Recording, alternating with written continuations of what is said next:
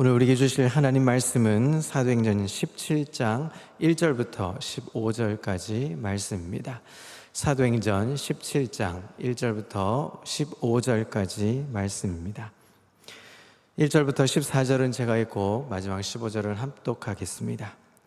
그들이 암비볼라와 아볼로니아로 다녀가 데살로니가에 이르니 거기 유대인의 회당이 있는지라. 바울이 자기의 관례대로 그들에게로 들어가서 새 안식일에 성경을 가지고 강론하며 뜻을 풀어 그리스도가 해를 받고 죽은 자 가운데서 다시 살아나야 할 것을 증언하고 이르되 내가 너희에게 전하는 이 예수가 곧 그리스도라 하니 그 중에 어떤 사람 곧 경건한 헬라인의 큰 무리와 적지 않은 귀부인도 권함을 받고 바울과 실라를 따르나 그러나 유대인들은 시기하여 저자의 어떤 불량한 사람들을 데리고 때를 지어 성을 소동하게 하여 야손의 집에 침입하여 그들의 백성에게 끌어내려고 찾았으나 발견하지 못하매 야손과 몇 형제들을 끌고 읍장들 앞에 가서 소리질러 이르되 천하를 어지럽게 하던 이 사람들이 여기도 이름에 야손이 그들을 맞아 들였도다.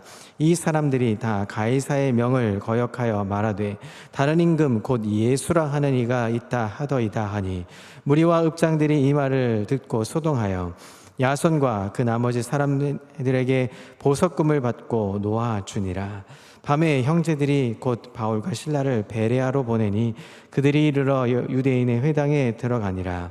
베레아에 있는 사람들은 데살로니가에 있는 사람들보다 더 너그러워서 간절한 마음으로 말씀을 받고 이것이 그러한가 하여 날마다 성경을 상고하므로 그 중에 믿는 사람이 많고 또 헬라의 귀부인과 남자가 적지 아니하나 데살로니가에 있는 유대인들은 바울이 하나님의 말씀을 베레아에서도 전하는 줄 알고 거기도 가서 무리를 움직여 소동하게 하거늘 형제들이 곧 바울을 내보내어 바다까지 가게 하되 실라와 디모데는 아직 거기에 머물더라. 함께 읽습니다.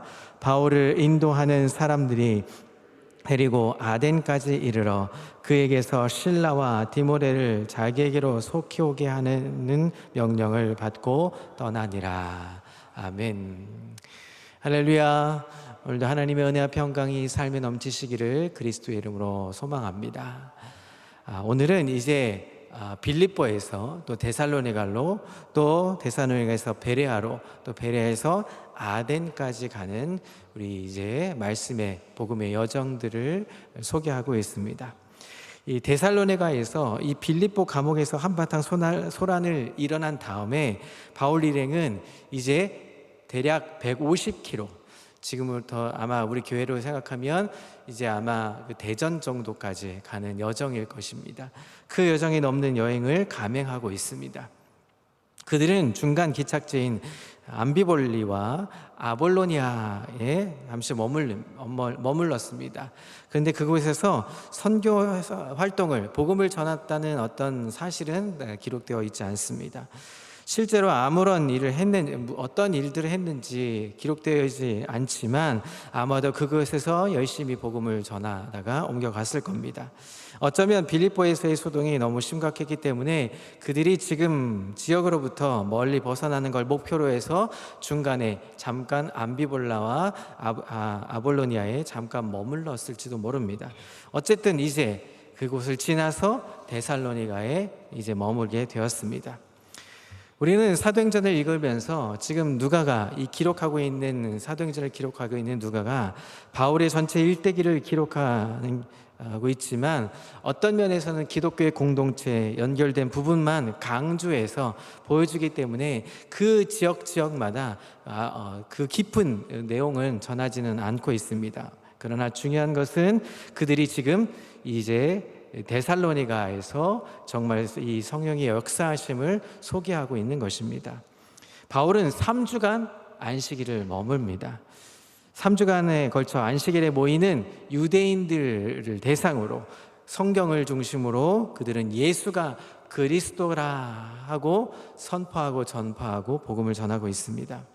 바울은 평일에는 전도하지 않고 안식일에만, 그것도 일반 사람들이 아닌 유대인들과 유대교를 개종한 그리스인들에게 복음을 전하고 있었습니다. 그들은 회당에 모여서 전하고 있었던 것이죠. 그 이유가 무엇이었을까요?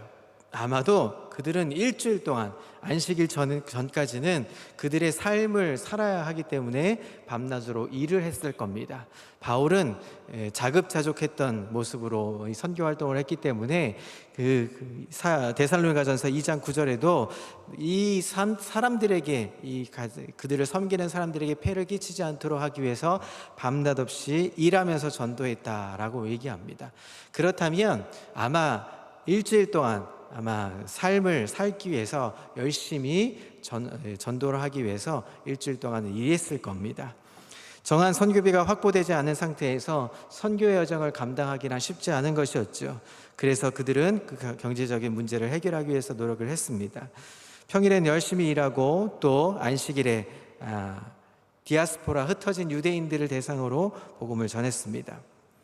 바울이 구약 성경에 근거해서 예수가 그리스도라는 사실을 전하자 여러 유대인들이, 그리스 사람 또 귀부인들도 감동받아서 예수님을 영접을 합니다.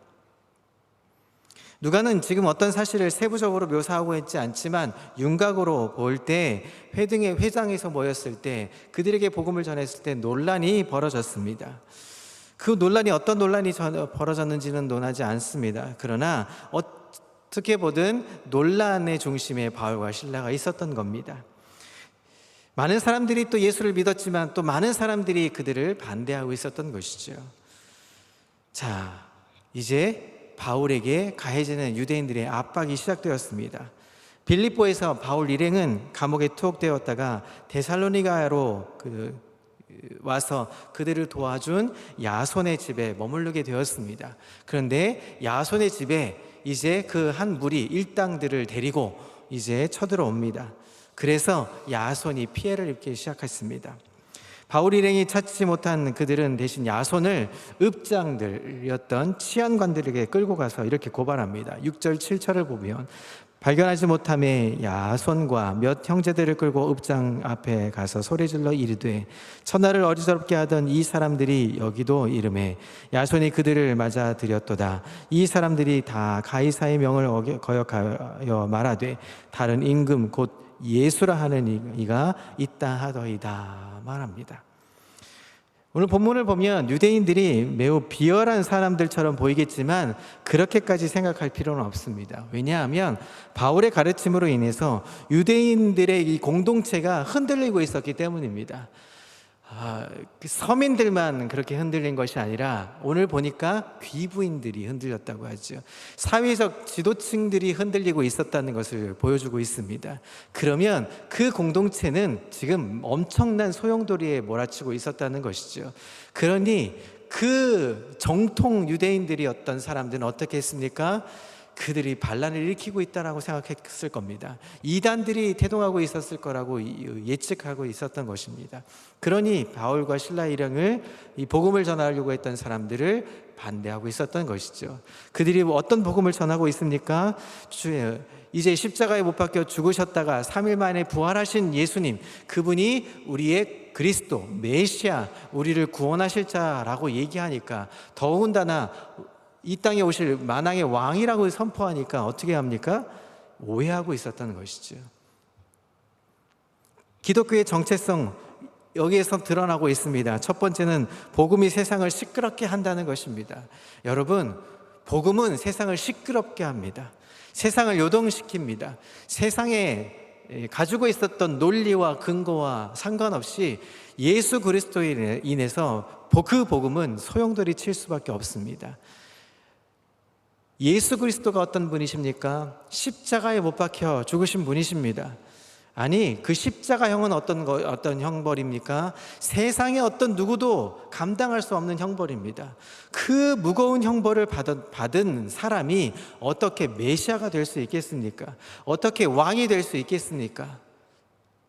그러나 우리가 믿는 예수님은 실제로 십자가에 죽으셨다가 부활하신 예수님이십니다.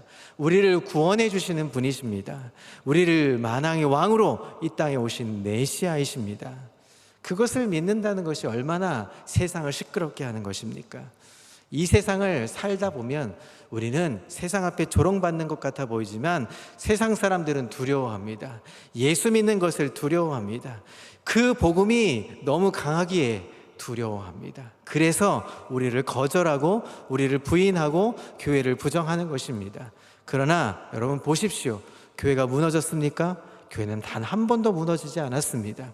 예수님이 이 땅에 오셔서 우리를 구원시키신 이후에 초대교회 공동체로 시작해서 지금까지 교회는 굳건히 살아 역사합니다.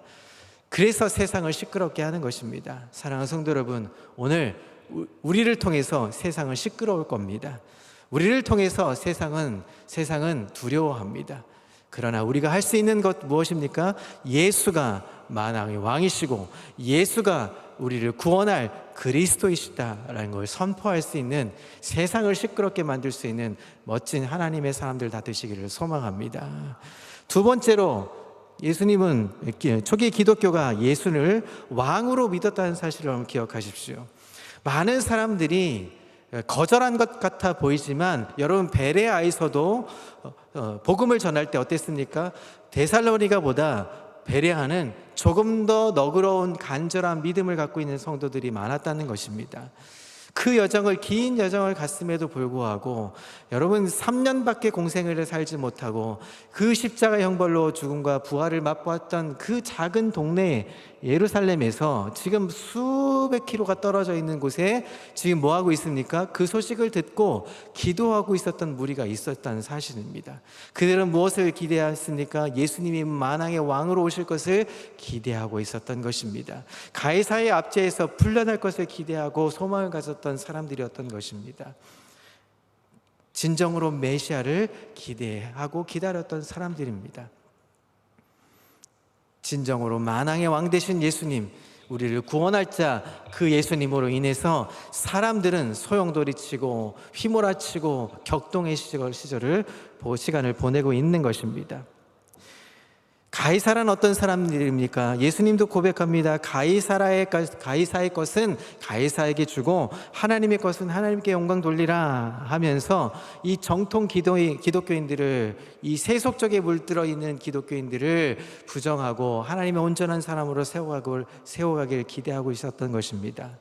교황과 황제가 결탁해서 부정과 부패를 저질렀던 이 시대에 어떻게 합니까? 하나님의 역사를 진정한 왕으로 모신 예수 그리스도만이 우리를 구원할 자이시다. 그것을 바울과 실라는 선포했던 것입니다. 결국은 데살로니가에서 소동했던 유대인들과 그 무리들이 일당이 베레아까지 와서 그들을 잡으려고 했습니다. 그들을 해치려고 했습니다. 그래서 베레아에 있는 신실한 사람들이, 귀부인들이 그들에게 아테네, 그리스까지 갈 수 있도록 여정의 길을 보여주고 있는 과정입니다. 사랑하는 성도 여러분, 오늘 본문을 통해서 우리가 알아야 될 것이 무엇이 있을까요? 예수님은 어떤 분이십니까? 십자가에 못 박혀 죽으셨다가 3일 만에 부활하셔서 우리의 모든 인류를 구원하실 메시아, 그 예수는 메시아이십니다. 그 메시아는 무엇입니까? 우리를 구원하실 분이십니다. 진정한 우리를 이 땅에서 구원하실 분은 예수 그리스도밖에 없음을 선포하는 것입니다. 그 선포 가운데 세상은 시끄럽습니다. 세상은 우리를 핍박하고 조롱할지도 모릅니다. 세상은 우리를, 교회를 부정하고 또 부인할지도 모릅니다. 그러나 중요한 것은 우리는 지금도 역사하시는 하나님을 믿습니다. 지금도 역사하시는 예수 그리스도가 나의 구원자이심을 믿습니다. 그래서 세상 앞에 담대하게 나가는 것입니다. 세상을 시끄럽게 하는 것입니다. 아니, 교회는 도대체 왜 그렇게 모이냐고, 그렇게 코로나 기간 동안에도 왜 그렇게 모이냐고 부정했습니다. 그러나 어땠습니까? 코로나는 지나갑니다. 또 어떤 감염병이 올지도 모릅니다. 어떤 힘든 일이 올지도 모릅니다. 그러나 교회는 무너지지 않습니다. 교회는 더 기도하며 찬송의 고백을 드리며 모여야 하는 곳입니다. 그럴 때 세상은 시끄럽습니다. 세상에서는 부정합니다. 세상의 사람들은 우리를 뭐라고 합니다. 그러나 그것에 우리는 일이 일비할 필요가 없습니다. 왜냐하면 하나님이 우리의 오직 구원자이시기 때문입니다. 그 구원자를 믿고 세상 앞에 담대하게 나갈 수 있는 믿음의 사람들 다 되시기를 그리스도의 이름으로 소원합니다. 두 번째는 우리의 모든 환경과 상관없이 우리는 우리의 만왕의 왕으로 우리를 인도해 가신다는 것이 사실입니다. 오늘도 바울과 실라가 핍박을 받습니다. 옥문에서 문이 열려져서 그들을 데살로니가로 보낸 상황 속에서도 끊임없이 핍박은 여전히 존재합니다. 우리의 삶에서는 예수 그리스도를 영접했다 할지라도 끊임없이 고난받고 끊임없이 훈련해야 되고 끊임없이 우리는 성경을 묵상하면서 세상 앞에 담대하게 나가야 합니다. 그럴 때 우리가 외칩니다. 예수님이 우리를 인도하신다. 예수님이 우리와 함께 하신다. 예수님이 함께 하시면 그 모든 문제는 해결이 된다. 시간 문제일 뿐이지. 예수님의 때에 예수님이 정한 방법으로 우리를 인도하신다. 반드시 우리와 함께 하신다. 우리를 구원해 주신다 라는 사실을 믿고 세상의 어떤 것들보다 진정한 우리의 왕 되신 예수님을 따르는 삶, 기뻐하는 삶 되시기를 그리스도의 이름으로 소망합니다. 그래서 우리의 생사 화복을 주관하시는 하나님, 그 하나님께 내 삶을 맡깁니다. 내 손을 주님께 맡겨 올려드립니다. 오늘도 이 폭염 속이라 할지라도, 여러분 어저께 폭염 속이다 할지라도 하나님은 비를 내려주십니다. 그 뜨거운 태양볕이 있다 할지라도 하나님 때로는 소나기 같은 우리에게 단비를 허락해 주시는 분이십니다. 그 마음으로 은혜를 향하여서 오늘도 담대하게 우리의 길을 여정을 달려갈 수 있는 믿음의 사람들 다 되시기를 그리스도의 이름으로 축복합니다. 기도하겠습니다. 좋으신 하나님 아버지, 오늘도 우리가 성경을 보면서 하나님 예수님은 우리의 왕이시고 예수님은 우리의 그리스도이심을, 우리의 구원자이심을 우리는 다시 보게 됩니다. 세상 사람들이 뭐라 할지라도 하나님, 우리는 예수 그리스도만이 오직 우리를 구원하시고 우리의 진정한 왕으로 모십니다. 주님, 세상 앞에 담대하게 이 말씀을 고백하게 하시고 세상 앞에 담대하게 예수 그리스도를 전했을 때 세상이 시끄러울 수 있을 만큼 우리가 정말 하나님의 영광을 볼 수 있도록 인도해 주옵소서. 하나님, 때로는 교회를, 때로는 또 교인들을, 때로는 우리의 삶을 하나님 세상 사람들은 조롱하고 핍박할지 모릅니다.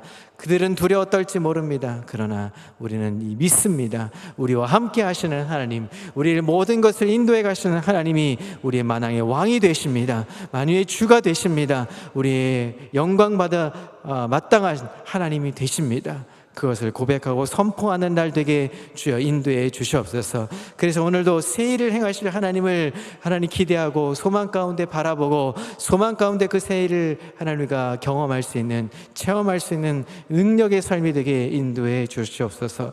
감사의 영광 올려드리며 예수 그리스도의 이름으로 기도합니다. 아멘.